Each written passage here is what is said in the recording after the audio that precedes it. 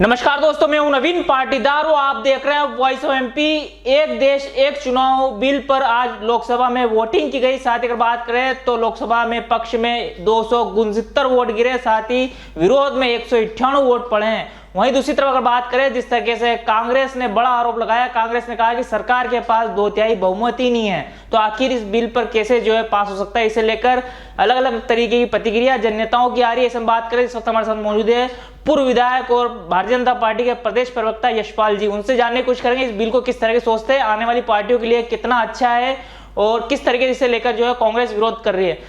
अगर बात करें यशपाल जी, किस तरीके से इस बिल को सोचते हैं आप? स्वागत योग्य कदम है। प्रधानमंत्री नरेंद्र मोदी जी ने वर्षों पुरानी जो बात थी, जो मांग थी कि देश के ऊपर बार बार हर प्रांतों में, हर राज्यों में हर साल दर साल चुनाव की जो मार पड़ती है, उसको लेकर के आर्थिक परेशानियां, अधिकारी कर्मचारियों का बार बार ड्यूटी में लगना, हर चुनाव में खर्चे होना, इन सबको बचाने के लिए वन नेशन वन इलेक्शन, एक देश एक चुनाव, और ये भारतीय जनता पार्टी ने अपने घोषणा पत्र में, संकल्प पत्र में कहा भी था। और उसको अगर 269 वोट के अंतर्गत अगर पारित कर दिया है तो कांग्रेस को क्यों तकलीफ हो रही है? क्योंकि पूर्व राष्ट्रपति रामनाथ कोविंद जी की अध्यक्षता में एक समिति का गठन किया था नवीन भाई।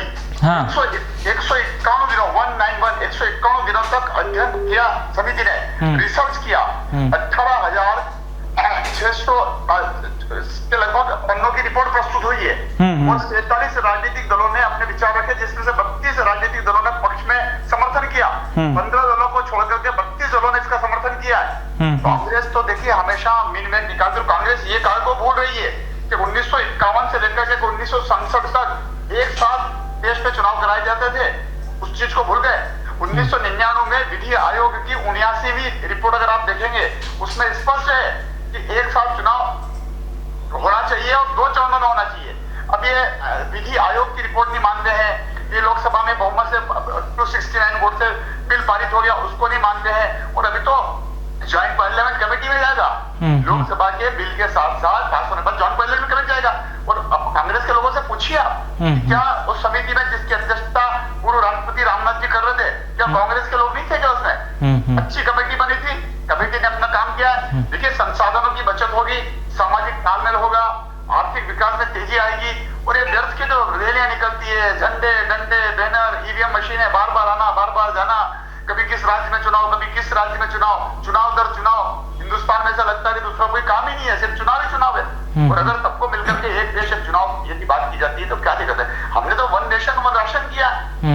आप देखिए ना, मोदी जी ने देश को कहां ले गए, वन रैंक वन पेंशन किया, हर चीज में हम आगे बढ़ रहे हैं, और कांग्रेस को तो विरोध करने की आदत है नवीन भाई। यशपाल जी, अगर बात करें जिस तरीके से 32 पार्टियों ने बिल के साथ है और 15 ने विरोध किया, साथ ही ये भी कहा जा रहा है कि क्षेत्रीय पार्टियों का अस्तित्व खत्म हो जाएगा, तो आप इसे कैसे सोचते हैं? हम देश के बारे में सोचते हैं, किसी राजनीतिक पार्टी के अस्तित्व के बारे में नहीं सोचते हैं। ये जातिवाद, ये क्षेत्रवाद, ये भाषावाद, हम इस चक्कर में नहीं पड़ते। एक देश होगा, एक चुनाव होगा। आप देखिए कितना खर्चे बचेंगे, इस बात की तो कल्पना कीजिए, कितना जबरदस्त तालमेल होगा। अगर बात करें तो आम जनता को इससे बड़ा फायदा क्या होगा? आम जनता को बार बार चुनाव के झंझटों से जो लाइन में कतार में लगना पड़ता है, बार बार जिस प्रकार से अधिकारी कर्मचारियों की ड्यूटी लगती है, और देश के ऊपर जो आर्थिक भार पड़ता है ना, ये चुनाव के काम से पड़ता है। तो आम जनता तो वैसे भी हताश हो रहा है और लोगों का मोह भंग होता जा रहा है। कभी उपचुनाव आ जाते हैं, कभी किसी राज्य में चुनाव आ जाते हैं, तो आम जनता साथ है, तभी तो इतनी बड़ी रिपोर्ट रामनाथ कोविंद जी ने प्रस्तुत की है। और इस रिपोर्ट के आधार पर जिसको संयोजक बनाया था, जिनकी अध्यक्षता में, इसकी अध्यक्षता में कमेटी गठित हुई है। देश के पूर्व राष्ट्रपति जी को जिम्मेदारी दी थी माननीय प्रधानमंत्री नरेंद्र मोदी जी ने, माननीय राष्ट्रपति महोदय ने। यशपाल जी, कांग्रेस का विरोध करना क्यों माना जाए, क्या जायज है इसमें? कांग्रेस की हालत खराब है। एक देश एक चुनाव में कांग्रेस फिर कहीं न कहीं अपने आप को नुकसान महसूस कर रही होगी, इसलिए कांग्रेस इसका विरोध कर रही है। और कांग्रेस ने कब कहां का विरोध नहीं किया?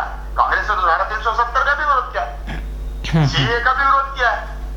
कांग्रेस हर क्षेत्र में, राम मंदिर के निर्माण में कांग्रेस विरोध करती है। तो सुना आपने, ये थे प्रदेश प्रवक्ता यशपाल जी। इनसे हमने जाना है किस तरीके से एक देश एक कानून बिल को लेकर आज वोटिंग की गई थी लोकसभा में, और जिस तरीके से पक्ष में 269 वोट गिरे, विरोध में 298 वोट गिरे, जिसे लेकर जिस तरह की प्रतिक्रिया जन नेताओं की निकल के सामने आ रही, साथ ही कांग्रेस से विरोध जता रही है। इस वक्त की ये सबसे बड़ी जानकारी हम आपको बता रहे थे।